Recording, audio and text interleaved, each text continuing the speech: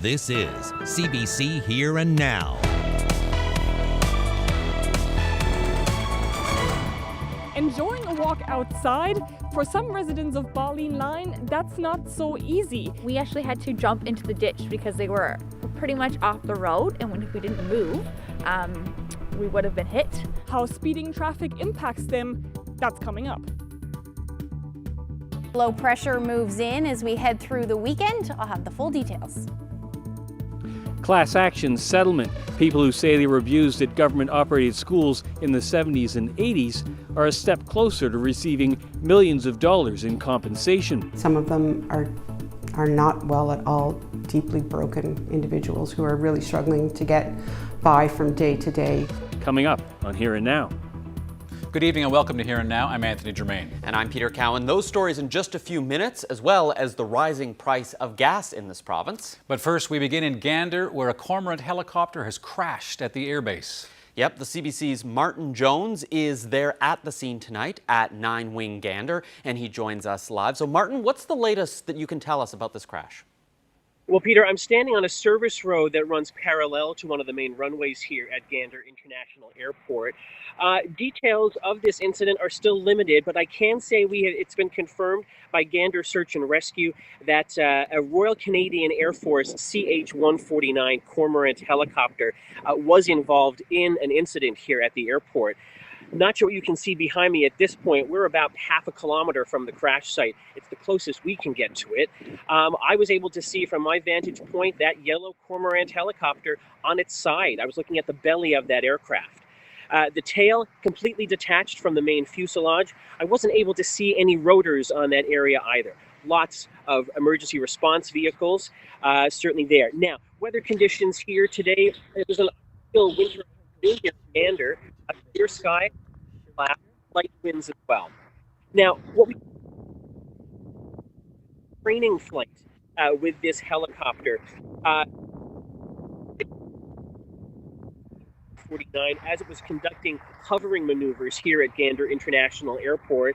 2 members have been currently transported to hospital at James Payton Memorial Hospital here in Gander. They're receiving treatment. 4 members have been released and are with their squadron members at this time. The Directorate for Flight Safety, well, they say they have immediately launched an investigation into this crash. Thank you very much, Martin. That's the CBC's Martin Jones live with us from Gander. Apologize for some of those difficult connections there. And don't forget to check our website for the latest on this developing story, cbc.ca/NL. Well, to other news, gas prices in the province are up today, fuel prices too. So let's take a look at those numbers one more time. Gas rose 9.5 cents per litre across Newfoundland and Labrador today. Now that puts gas at more than $2 a litre across much of the province. The price to fill up on the Avalon is about $2.01 per litre. And residents in Ramia, congratulations, you're paying the most. Gas there is sitting at $2.13 per litre. Diesel is up more than 9 cents a litre on the Avalon, a little less in Labrador where it's up plus 7 cents. Furnace oil took a jump too, up 9.5 cents, while propane, that rose by just 1 cent. Well, drivers are feeling that increase, and so are businesses and non-for-profits who rely on gas and fuel to get the job done. I volunteer with the Meals on Wheels program, the Canadian Red Cross. We deliver meals Monday to Friday at lunchtime to seniors and other vulnerable people in the community, and it's delivered entirely by volunteers. We drive our own vehicles, our personal vehicles, and we go to our pickup site, pick up our meals, and then we do a route of about 7 to 10 individuals. And then our routes are organized to be as efficient as possible to reduce back and forth. I don't think that having a fully gas-powered vehicle would change how I volunteer because I already have the connection to the program. It's kind of like having 7 to 10 grandparents I don't want to let down. My worry is the impact of recruiting volunteers who don't already have a connection to the program and to the people that we help. I am a co-founder of Minicart, and Minicart is a grocery delivery business. The gas increase is hurting us as business owners and the drivers and also the customers. On the way we lost around a couple of the drivers because they don't see really that much of a profit when they are driving, and then they need to fill their tank to drive the orders. Looking at the gas prices going up with the delivery fees that they get, it's not really counting up to them. So that is a really big problem that we're currently facing. We're feeling the pain, as is everybody else. As prices rise, you're trying to protect your margins, but there's also everybody in town is facing exactly the same challenges in cost of living. The essential goods, food, home fuel, these things are going up. So we have to be very careful to try to hold the prices as long as we can to prevent people from just being driven out of the market. Flowers are a wonderful thing to have, but they're not an essential. We are acutely aware of that. And we just, we'll ride this as long as we possibly can. But at some point we'll probably have to start edging prices up just to keep ourselves from going into the red. Knowing what people in countries like Ukraine are going through and saying we are so fortunate in Canada that we're going to take a hit, but it's a hit that if that helps at the end of the day stabilize the world situation, I think we have to be willing to ride it and stay in solidarity with people who are having a much harder time than we are. So, is the government doing enough to deal with the rising cost of living? The opposition doesn't think so. It says Andrew Furey's Liberal government isn't doing enough for those struggling with those costs. The PC finance critic says a portion of oil and gas profits should go directly to those who need it. He says other provinces are making cuts to their gas tax or the HST, and places like PEI are offering low-income families direct payments to make ends meet. We've seen other provinces step up to the plate and look at how they can help their citizens. We've seen PEI, Nova Scotia, New Brunswick, Quebec, and Alberta all talk about introducing programs to help their citizens, while at the same time, our leaders, our Premier, our Minister of Finance do nothing. The silence is tremendous. And many people in this province find themselves in a crisis situation now because of these rising prices. Meanwhile, the interim leader of the NDP paid his first visit to Labrador West today. Jim Dinn met with VMHA Jordan Brown to discuss issues in the area. Dinn says one key issue is access. The trouble that they're having with the MTAP program in just being able to deal with the some significant health issues that can only be dealt with by going to St. John's in many cases. Well, first of all, obviously, we're having a hard time retaining non-mining workers, doctors, nurses, lab technicians, and those kind of things. But also, we're starting to see now a lot of teachers have retired and have been able to be replaced. So we have teaching staff with no backup. There's no subs. We're in a hard place where when the services can't support the actual population here anymore.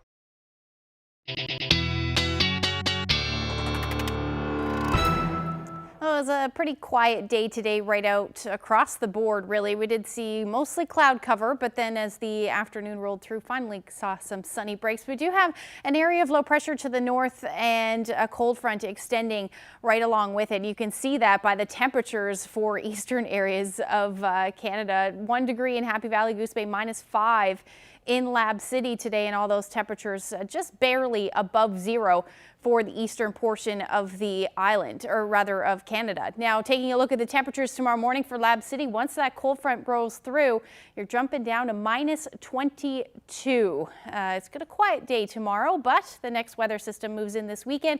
Already seeing some special weather statements, significant storm. I'll have those details coming up. Thanks, Ashley. Well, now to the topic of cars instead of gasoline, specifically speeding cars. A family in Torbay had a close call with one in early January, and now they're calling for solutions to a well-known, potentially deadly problem. Henrika Wilhelm has more. A reminder of what could have been a January family outing that almost ended with a crash. We had the baby in our carrier with our dog as well, and the car was coming towards us, did not even make room for us, and sped past. They threw their child's pacifier on the road, hoping to calm the car down. We actually had to jump into the ditch because they were pretty much off the road, and if we didn't move, we would have been hit. Speeding traffic is now a permanent part of their everyday lives. The speed limit here is 60, and we've asked to put it down to at least 50, because here in Newfoundland I feel like people just go 10 over. No one goes 60 here. Concerns, questions and suggestions have been taken to the town. Speed bumps, lower the speed limit, those speed sensing signs, and the response seems to be that it's a provincial road, so it's nothing they can really do. Exactly what ties his hands, says the mayor, who lives on Balleen Line himself. Being a provincial highway, we are not allowed as the town to install traffic calming measures. We did send in a letter to the department the other day asking that they review the speed limit on this road and also review their policy around shoulders, because after they paved this road, a lot of the shoulders got very narrow.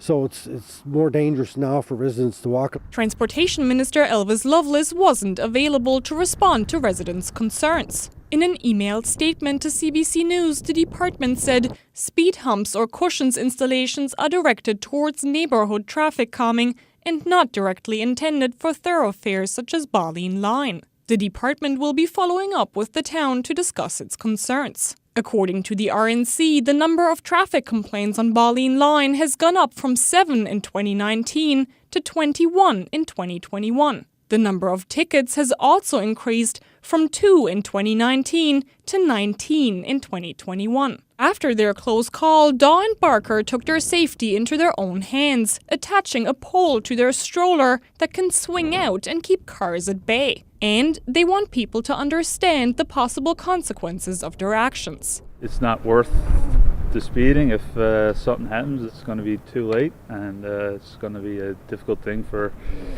both sides to have to live with. Daw and Barker say one couple they know of has already had enough, sold their house and moved. As for Daw and Barker, that would be a last resort, but if nothing changes, it is something that they might have to consider. Henrike Wilhelm, CBC News, Torbay. Millions of dollars is going to be going to people abused at government-operated schools in this province. It's compensation and validation for more than 70 people who say they were abused at schools in Whitburn and Pleasantville. Here now's Mark Quinn has this update, but first a warning. This story deals with stories of abuse. Some viewers may find the details disturbing. A lawyer representing the group says what happened to the class members was unimaginable. There was horrendous abuse. It was some of the people were raped. We're aware of one person who had a child. We're aware of people who've had lasting bodily injuries from the sexual assaults that they received. Children were held in detention with no clothing on and were subject to all manner of sexual abuse. Moore says some of the class members who went to these schools have never recovered from what happened to them in the 1970s and 80s. Some of them were there because they were neglected and in need of care. Others were determined to be delinquent and placed there for reform. Some of them are not well at all, deeply broken individuals who are really struggling to get by from day to day, who are suffering with the impacts of this abuse in their daily living. 74 people are now members of the class action group, but Moore says others who were abused at the schools between 1973 and 1989 can still join and receive compensation. Lawyers began working on this case in 2014. The next step is to set a date for a judge to approve the settlement. Court procedure takes time, and although we've been working on it for a very long time, I think in the life of a class action, we've done pretty well. I've seen some that lasted 15 years. A week ago, the province was asking a judge to dismiss this case.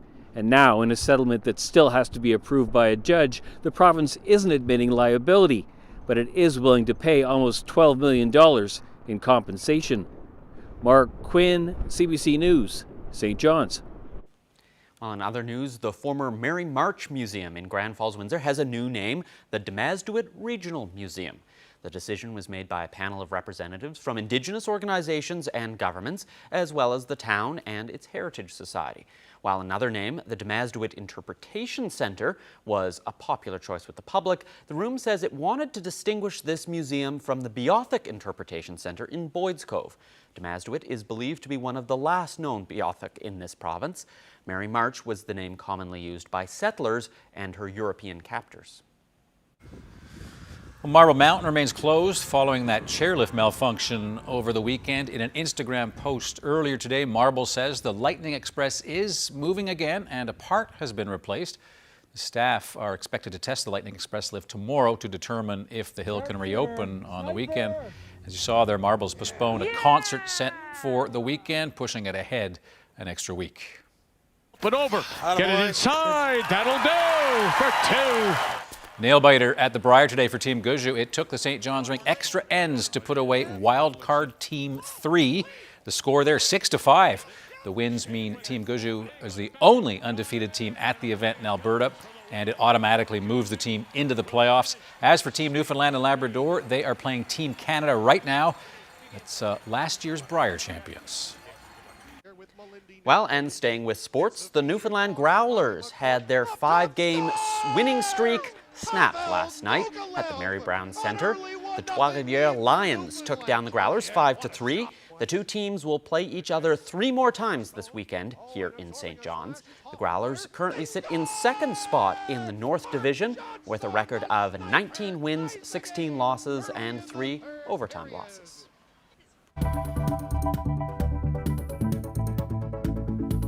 Pretty nice evening out there. We're going to stay mild as we head through the night tonight.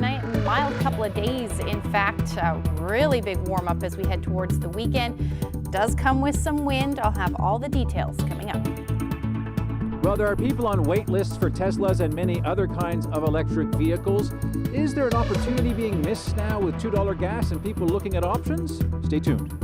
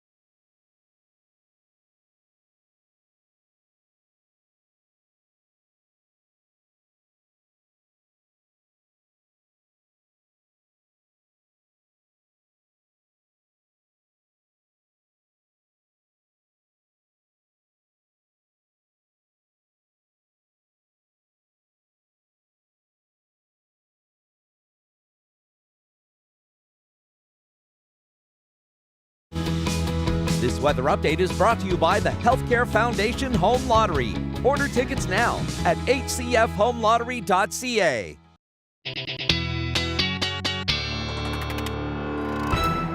Okay, Ashley, I think I'm ready. I got my seatbelt on. I'm ready for the roller coaster ride that is the next couple of days.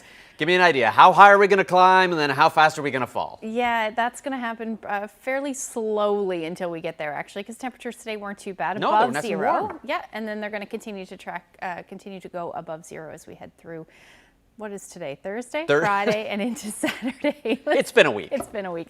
Let's take a look at what the temperatures were today out there across the province. Between -2 and +2 across the island, and temperatures even up across Labrador. 1 degree is what you reached in Happy Valley Goose Bay today, and -5 in Lab City. Now, the winds weren't too bad earlier today. Finally saw a little bit of a relief of that. But we have seen those winds pick up a little bit now. Sustained winds around 37 kilometers per hour out of the northwest for St. John's. Similar as you head towards the west coast. And then if we factor in those wind gusts, it's closer to 50 for Cape Race and 48 kilometers per hour for St. John's. So there is a bit of a wind chill out there. Feeling more like -8 in St. John's right now. Those temperatures are starting to drop as well, with -3 in Corner Brook. If you take a look at that temperature in Lab City, down to -9. And like I mentioned a little bit earlier, those temperatures are going to continue to drop for you. You're looking at about -24 as your overnight low tonight, along with those winds out of the west between 30 and 50 kilometers per hour. So you will have quite a significant wind chill overnight. Temperatures not really moving too much for the island. In fact, we should stay where we are right now, maybe lose a degree or two, but overall the winds will stay a bit brisk tonight, between 30 to 50 kilometers per hour. Cooler for the northern peninsula, and then some flurries, the story across Labrador. Now, taking a look at the future tracker to time that out for you. Flurries, the story again along the west coast as well through the day, through the night rather, and all up across Labrador. Overall, not a whole lot happening. That's where most of the action should be. And then tomorrow, setting the stage for a fairly nice day. In fact, mix of sun and cloud for the most part. We may see some lingering flurries on the west coast thanks to some onshore flow. But other than that, really not a whole lot happening. Winds will stay brisk as well, between 30 to 50 kilometers per hour as we head through the day. Now, as far as temperatures go for tomorrow, we should be above zero again, between 1 to 2 degrees in the east, with those winds out of the west between 20 to 40 kilometers per hour. A little bit more cloud cover, like I said, and then the chance of flurries for the west coast.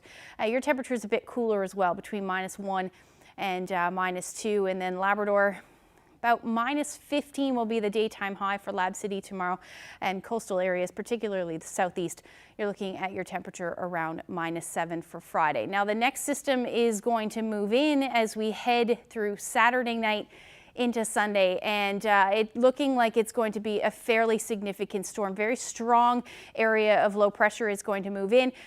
So we'll start to see the effects of that Saturday afternoon, and then as we head through the evening hours, we're going to start to see that snow move in, particularly for the northern peninsula, all the way up across Labrador as well. If you take a look at the impacts, winds will be the big story with this one. We're looking at about 15 plus hours of winds gusting between 90 to 120 kilometers per hour for a good chunk of the province, and then rain as well as this system moves in and then changes over to rain Saturday night into Sunday morning. Some significant rainfall expected along the southern areas of the island in particular. Another atmospheric river, so we're going to pump lots of moisture in as well. Now, as far as snowfall amounts go, or snowfall goes up across Labrador, you're looking at some significant snowfall amounts. We could see 40 plus centimeters.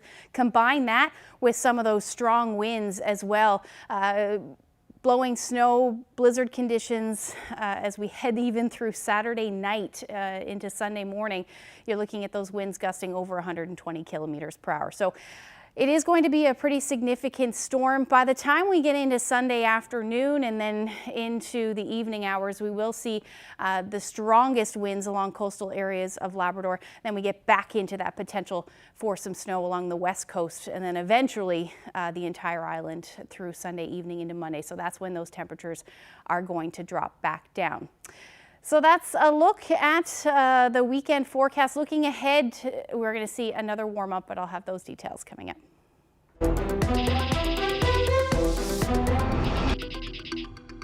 I'm here at the Learning Center for Drive Electric NL. $2 gas is a psychological tipping point for some consumers who may not have thought about buying an electric vehicle, and now maybe they'll do that, or at least give them a good look. John Seary is the co-founder of this group. So John, is there an opportunity being missed, given that I think everybody knows there aren't enough EVs for people who want to buy them right now?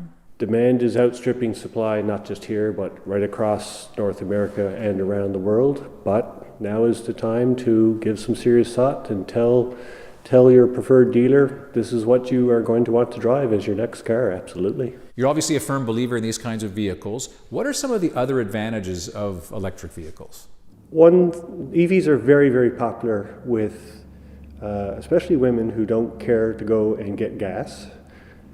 Getting gas, standing outside in a strange place, sometimes into the evening, that's not always a comfortable environment for a lot of people. So not having to go to a gas station, being able to just drive home, whatever condition you're in, and just plugging it in when you're home is a big thing.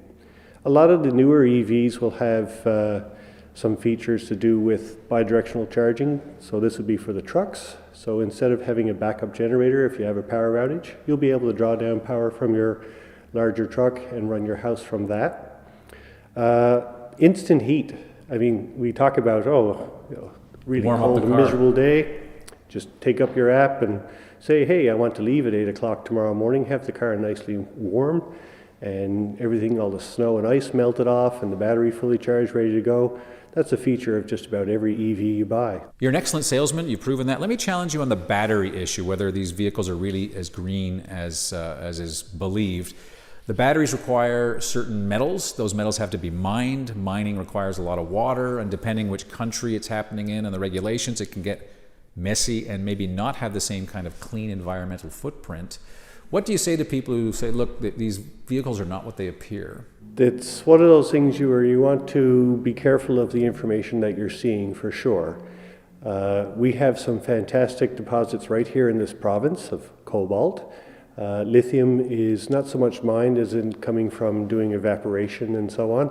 I don't know much about the process, but what I do know is that as close as Dalhousie University, we have a whole department there that's doing lithium battery research to come up with more and more efficient batteries.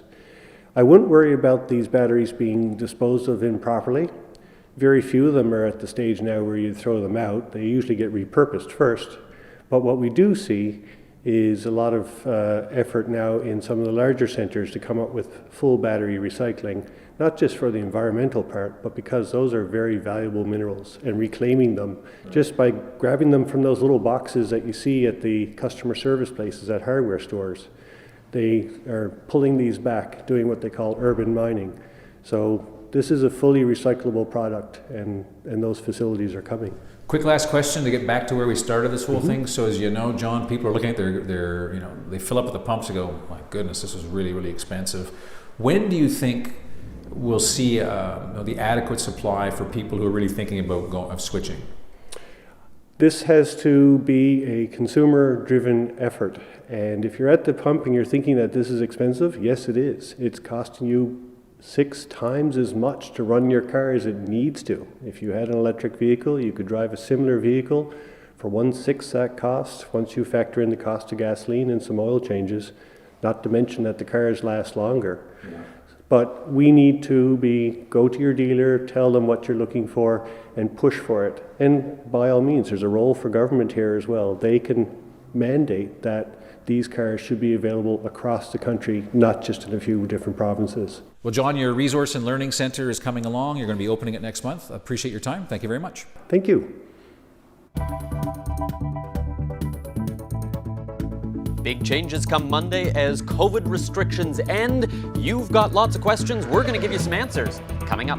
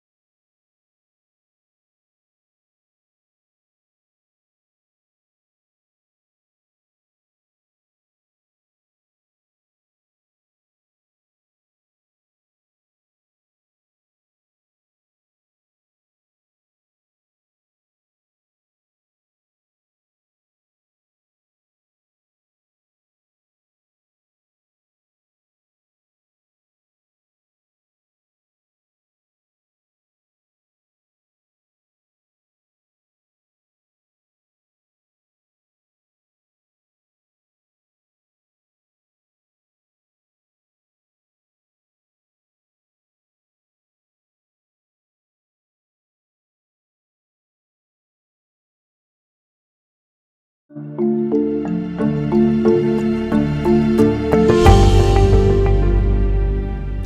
with COVID restrictions ending on Monday, it's not going to be back to life as usual before COVID, the way things were. There are still hundreds of people who are getting sick every day. Yeah, and you have lots of questions about how this is all going to work, so we're going to try and bring you some answers. Okay, and I'll ask them. The vaccine passport, Peter, that's going to be gone on Monday. What about the requirement for employees to be vaccinated? What happens to them? Yeah, this is one of the few measures that is going to live on after this, at least for now. So when they were brought in, they had a built-in end date of June 1st. So those regulations are still in place, so there is still the requirement to be vaccinated in those workplaces that were accepting the vaccine passport all along. And the health minister said they are going to review it, so this may end up ending before June. These people are workers in areas where they would have significant contact with the public or vulnerable persons.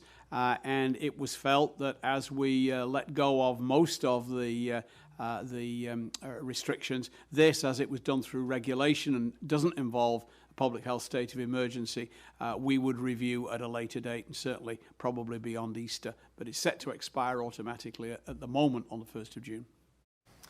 Now, Peter, you mentioned the end of the state of emergency. What happens when that's no longer in effect? Yeah, so this is the public health emergency, which has been renewed every 2 weeks since it came into effect in the March of 2020, if you can remember back then. What this does is it changes who's in charge. So when it came into effect, it gave power to the Chief Medical Officer of Health, Dr. Janice Fitzgerald. So if she decided something was required, for example, masks indoors, then she could just write out an order and make it happen. It didn't need any sign-off from the health minister or any other politicians. So she's no longer going to have those powers, but she is still going to have some powers when it comes to how this pandemic is managed. The Chief Medical Officer of Health, and indeed the Regional Medical Officers of Health, still have authority under the Public Health and Health Promotion Act to issue individual-specific requirements related to infectious diseases. But this kind of blanket approach is lifted. And we go back to using the more traditional tools of public health. Now, this does mean that the way cases are handled isn't going to change. So there's still going to be testing, there's still going to be isolation for people who get sick with COVID, but this is going to this may change in the future, but so far this is part of the things that are going to continue as things change on Monday. All right, interesting times ahead. Now, people are now going to have to take their own and make their own decisions, right? So one tool that we've seen criticized a fair bit, the rapid antigen test, not so much the test, but the fact they've been difficult and sometimes, expensive. Are they going to be made more available? The short answer to that, Anthony, is no. There's no plan to distribute them more widely. The province should have more tests available because it stopped handing them out to every traveler that's coming into the province. But it's been clear throughout the pandemic, the Chief Medical Officer of Health is not a big fan of using these as a sort of wider screening tool for the general public. They are going to continue using them in schools, for example. They're going to continue to test staff in long-term care homes. But when she was asked about this at the briefing this week, she said there is no plan to make them available to the general public. She says this is partly because with the Omicron wave, the window when you might test positive on a test is smaller. So even if you test negative, you could still be infected. There's that worry about a false sense of security, about a false negative test, so to speak. What we know is that these tests perform best really in symptomatic people when they're done like 2 tests in a row, as we have with some of our symptomatic programs, 72 hours apart, like we do in schools and daycare. And when we use them in asymptomatic people, and we do use them for in vulnerable settings, so people who work in long-term care and personal care homes and that sort of thing, they are getting regular testing done with rapid antigen tests, but it's serial testing, so it's every couple of days. It's 3 times a week. So, and that gives us better answers, but a one-off test doesn't necessarily tell us what we need to know. So now, if you do have symptoms and you haven't been in contact with someone who you know has COVID, you can still get a PCR test. It's more accurate and it's free. That comes from Public Health. The testing criteria that they have been using isn't changing right now. So that will continue to be available. All right, thanks, Peter. It's going to be interesting to see what happens on Monday. The day's finally here. Yeah, I think what we need to be ready for is that different people are going to be comfortable at different speeds. And not just people, I think different businesses are going to be comfortable. So, you know, as we sort of said at the beginning, it's not going to be life the way it was in February of 2020. You know, things still, there are going to be lots of reminders of COVID around. And I know, for example, workplaces, many of them are still keeping physical distancing, you know, like, well, us here in the studio. Right. Because, you know, some are still going to require people to wear masks, even though they're not going to be mandated to. Because if you look at it, Anthony, your risk of getting COVID has almost never been higher. There is still lots of virus circulating, so many of people are going to take their own measures to make sure that they don't get sick. You know, the main reason we can open up is thanks to the fact that vaccinations and mutation have made the likelihood of getting severe disease from COVID much lower than it was earlier. Okay, thanks, Peter. Now, the COVID-19 pandemic pulled us together, but then it seems it also pushed us apart. That's according to a new survey conducted by the Angus Reid Institute in partnership with CBC News. The survey also indicates that Canadians are in a foul mood. Thomas Daigle explains. Remember this?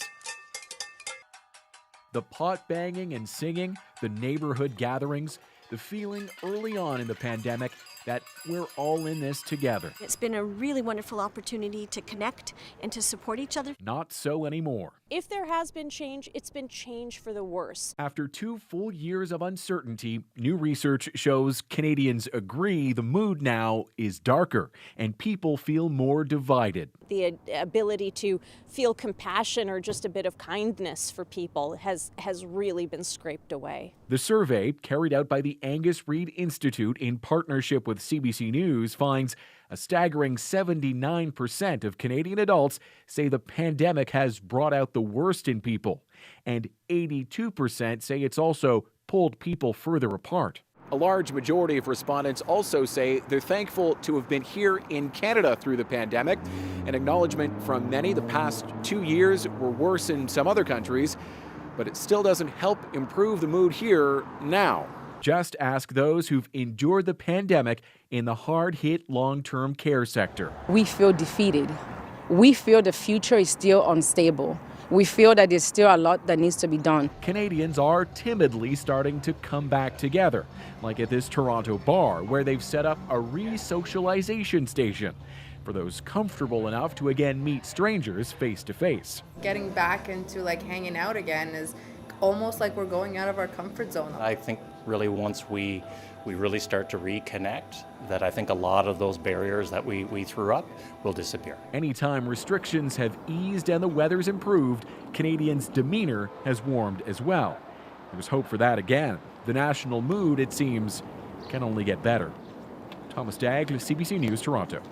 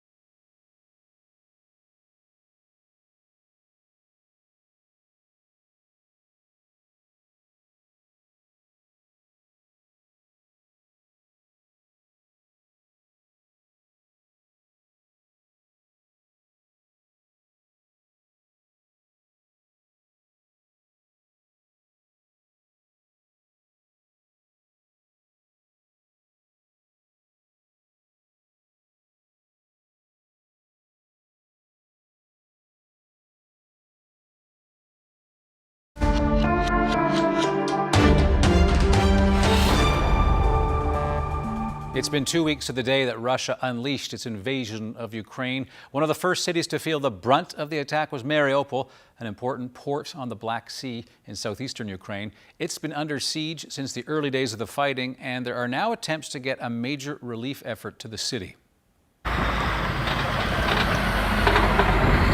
Trucks and buses loaded with supplies were forced to turn back, though, because of heavy Russian shelling.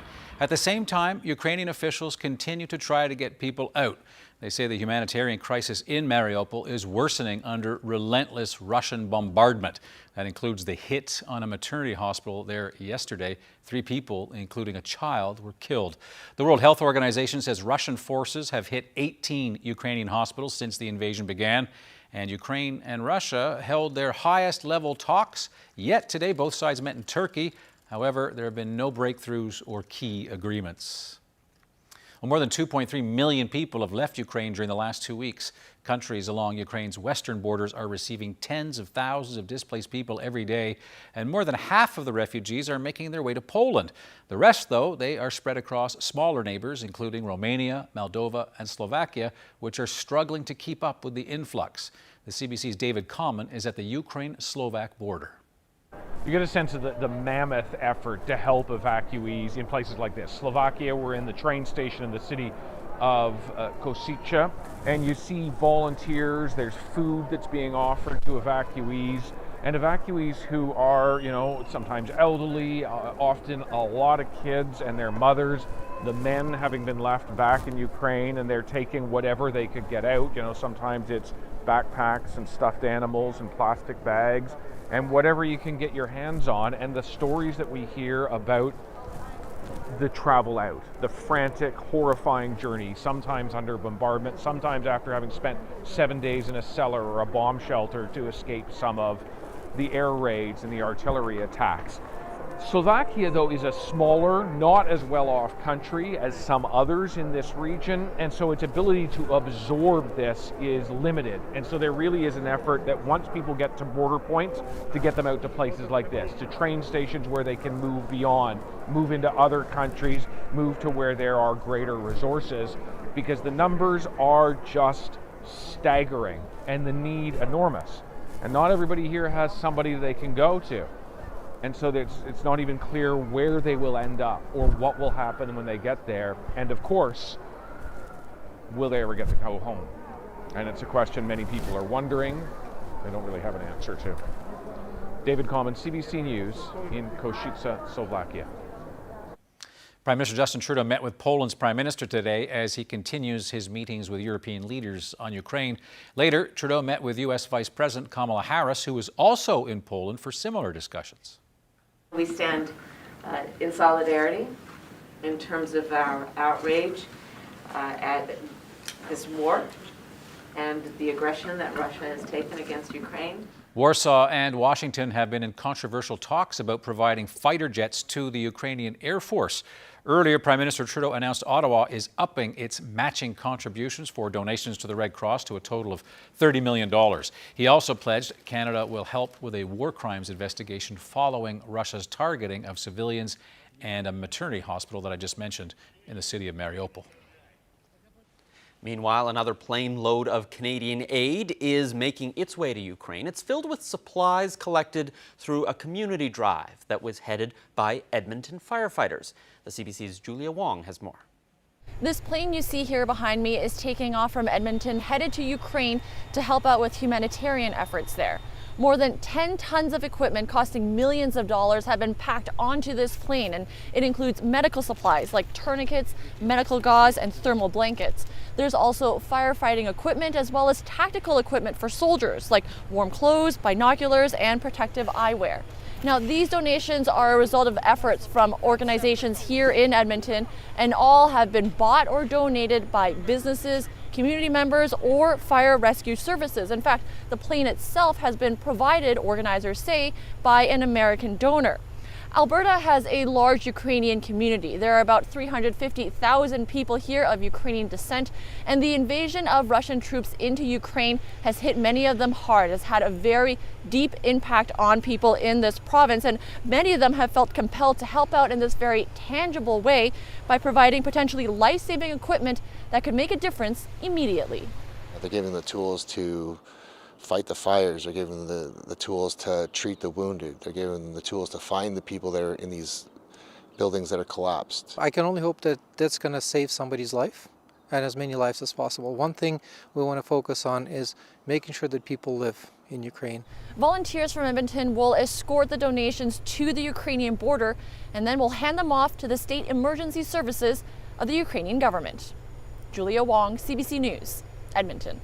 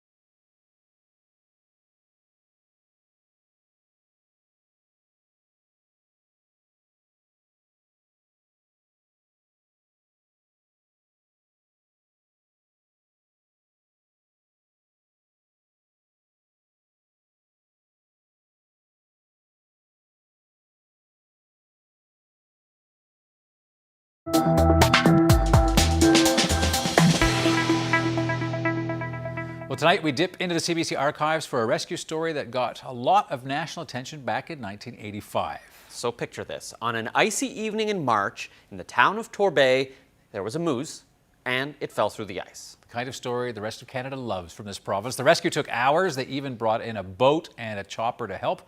So let's take Knowlton Nash take the lead from here.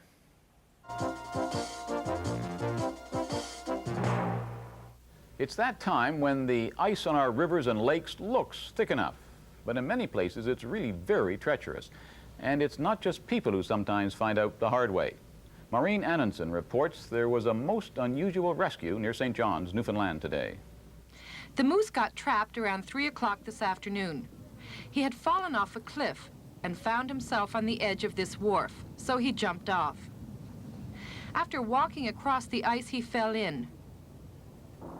He made futile attempts to free himself, but finally, exhausted, he gave up.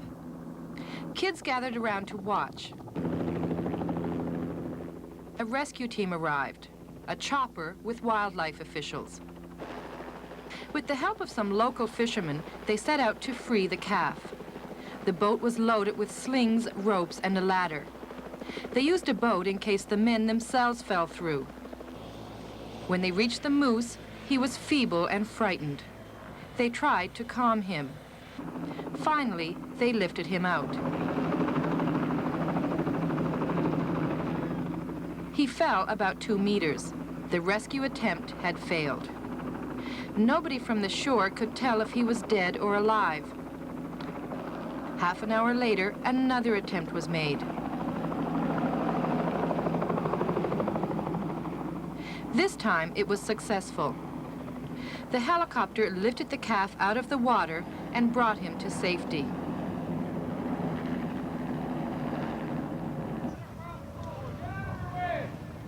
Miraculously, after spending 3 hours in the North Atlantic ice, the moose got on his feet and walked away.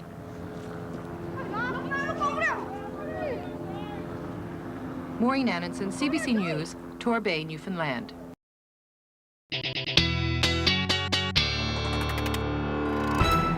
I'm glad to see it had a happy ending for that nice moose. Well, that was one story. So looking ahead to the weekend, we've had a couple of nice weekends where you could actually go out and do things. And based on that track record, I want to go out this weekend and I want to do some hiking. Saturday, am I going to get enough nice weather for that? You can start Saturday morning for sure. It does look like it'll be fairly nice to start, but then the weekend will deteriorate right after that. Winds really start to pick up. However, temperatures will warm up for parts of the province. Let's take a look at what's going to happen on Saturday as far as temperatures go. So we're looking at about 1 degree. But as those temperatures continue to climb, we will see some showers move in later on in the day. Then we're looking at temperatures between 2 to 5 degrees as you head towards the coast. Now, most areas for the west coast will start as snow, particularly the northern peninsula, as your temperatures will be well below zero. So -6 for St. Anthony, -9 for the straits, along the strait rather. And then temperatures up across Labrador will be well below zero, -11 in Cartwright through the day on Saturday. Now, as we get into Sunday, Saturday evening into Sunday, this is when that big push of warm air will move up. So this is one model's idea of the track as we head through the weekend. If this is the track, most of the northern peninsula will change over to rain, but you would likely see some blizzard conditions Saturday night into Sunday morning, and then eventually transition through to rain. Same thing for southeastern areas of Labrador. Now, this does look like we will see significant rain along the south coast, as I mentioned a little bit earlier, and a period of very heavy winds Sunday evening for coastal areas of Labrador. So we could see some significant blizzard conditions. Now, temperatures going to climb to the double digits between 10 to 12 degrees, a little cooler, well, 9 degrees for the west coast, and then about 7 degrees for St. Anthony. Temperature will hover in and around 0 degrees for Cartwright through a good chunk of Sunday. Now, we're talking about significant winds, but just how significant. The timeline will be Saturday night. We start to see those winds. Areas prone to southerlies will see higher than this more than likely, but you're gusting between 80 to 100 kilometers per hour. More widespread areas of that as we head through Sunday morning, even in excess of 100 to 120 for the eastern portion of the island. And then this is that period of heavy winds I was talking about. We could see those winds gusting between 120 to 140 kilometers per hour, maybe even more for exposed areas for coastal Labrador. So definitely not a storm to take lightly as we head through Sunday for sure. Eventually those winds will die die down.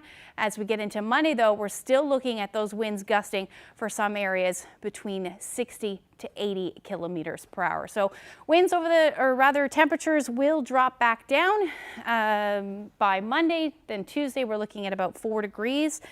And then taking a look at the weather photo for the day. Calm day in Bay Bulls this morning. Anne Marie shared that shot with us. If you have any weather photos, send them to nlphotos@cbc.ca. The calm before the storm. Yeah, something like that. No shortage of wind, unfortunately, in that forecast. Yeah, that's right. Yeah. You should be used to that by now, Anthony. What were you expecting? Yes. It's March, come on. I'll be buying a lot of hair gel and products on the weekend, Peter, to get ready for this wind for next week. Good idea. See ya. Well, that's it for us, everyone. Have a great night. Good night. Bye.